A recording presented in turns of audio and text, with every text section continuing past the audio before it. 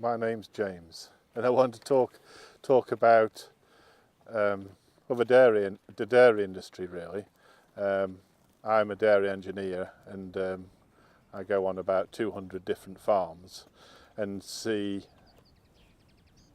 all types of dairy farming, from the family-run farm through to the industrialised 1,500 cow farm. And from a Christian perspective, it gives me disheartened really with the way that the dairy industry has become industrialised over the last 20 years, through part of necessity, I suppose, for the dairy farmer.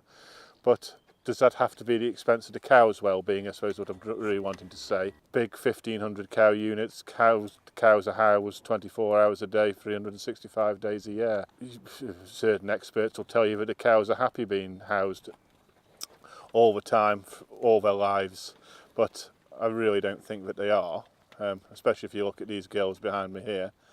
I think they'll be happy with the sun on the backs rather than being stuck in a shed somewhere. So from a consumer's point of view, you could buy organic milk. Organic milk there's very strict rules on what the organic farmer has to adhere to, and that is certainly keeping the cows out through the spring and summer months. But I think what we can do is we can approach our supermarkets and say, what's your policy on call it free range cows if you like.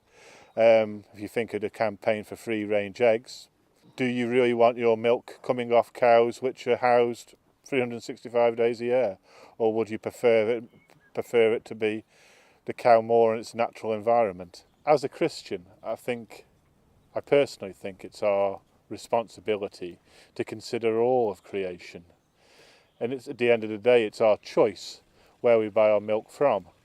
You either choose the cheapest, which would be milk produced on an industrial scale, or think about God's creation.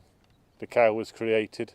Think about what's best for her environment, and I'm sure it's not in a shed 365 days of the year.